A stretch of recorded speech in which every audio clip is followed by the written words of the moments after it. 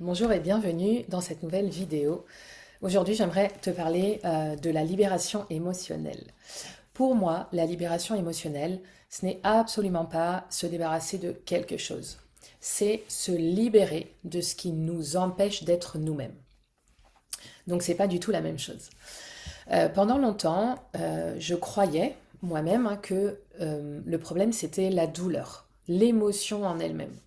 Je voulais arrêter de souffrir, je voulais arrêter d'avoir mal, arrêter d'avoir peur. J'essayais évidemment d'être forte, courageuse, productive, positive, mais à l'intérieur, clairement, eh bien, je m'effondrais. Ce que je ne savais pas, c'est que, en fait, j'étais pas cassée du tout. Mon système émotionnel fonctionnait parfaitement bien. Il m'envoyait juste des signaux que moi, je refusais de voir, d'écouter. La libération émotionnelle, c'est pas du tout faire disparaître l'émotion.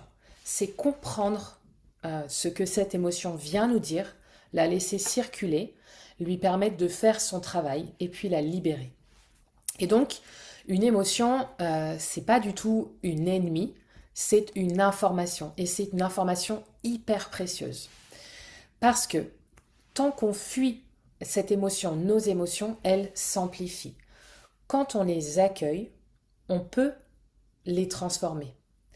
Dans mon travail, je vois des personnes qui arrivent parfois avec des phrases comme je veux arrêter de penser à cette personne, je veux arrêter d'avoir peur, je veux arrêter de douter. Et moi, dans mon travail, je ne cherche jamais à arracher ces émotions. Je cherche à comprendre ce qu'il y a en dessous, parce que l'émotion, finalement, elle n'est jamais vraiment le problème.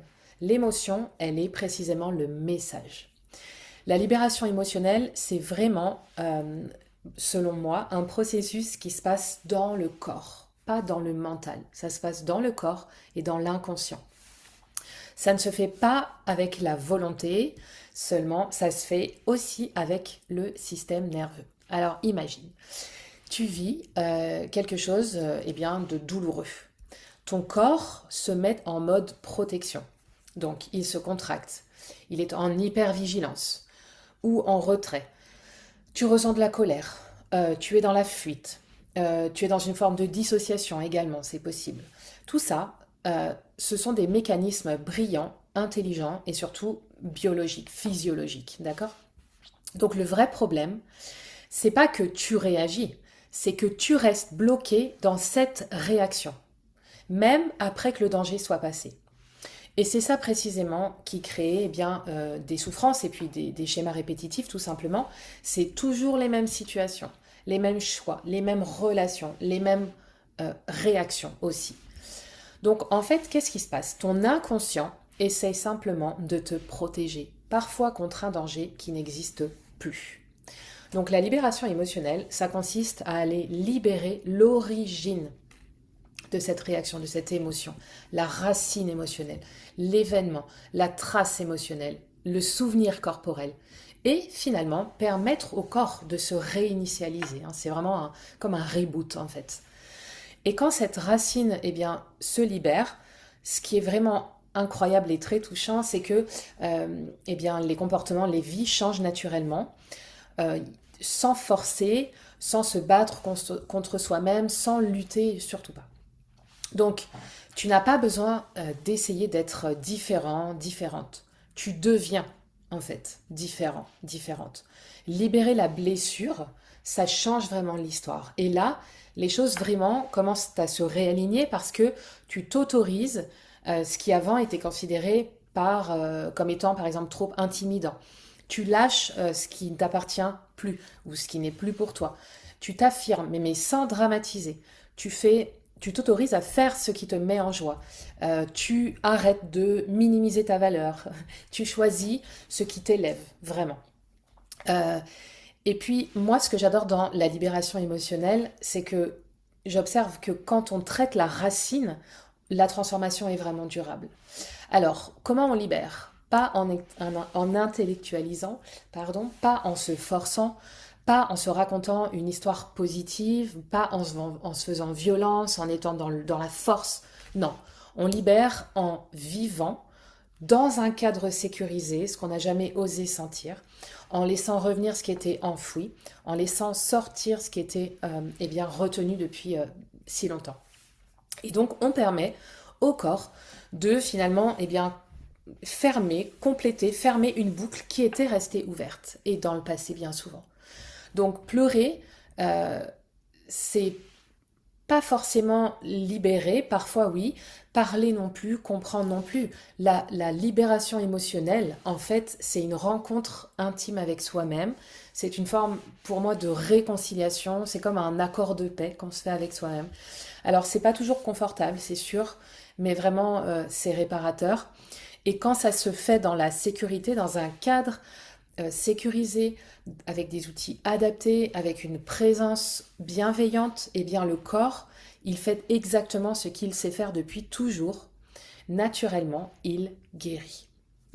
Alors c'est pour ça que dans mes accompagnements, je ne cherche pas à convaincre quelqu'un euh, qu'il doit aller mieux. Je crée précisément un espace où le système peut se détendre.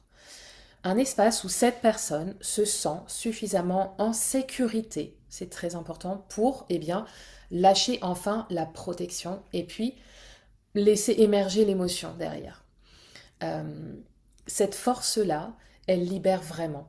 Donc c'est dans cet espace-là, moi personnellement, que j'ai vu des personnes, par exemple, retrouver le sommeil, faire la paix avec leur histoire ou leur famille, arrêter des dépendances affectives installées depuis des années, quitter des relations toxiques, reprendre le contrôle de leur vie, changer de carrière, apprendre à s'aimer, tout simplement, retomber amoureuse de la vie, voilà.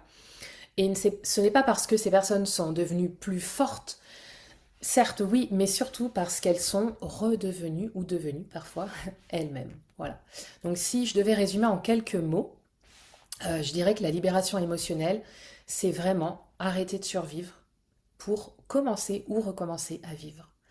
Alors si toi, tu es dans l'une de ces phases, peur, blocage, fatigue, auto-sabotage, perte de confiance, hypersensibilité, dépendance affective ou dépendance diverses, difficulté à passer à l'action, sache une chose. Il n'y a rien de cassé chez toi. En fait, il y a juste quelque chose qui a besoin d'être libéré pour que tu puisses vivre et respirer à nouveau. Voilà. La bonne nouvelle, en tout cas, c'est que ça se libère. Donc si tu veux aller plus loin sur ce sujet, si tu veux comprendre comment je travaille, comment je peux t'accompagner dans ce processus, tu trouveras toutes les informations sous cette vidéo.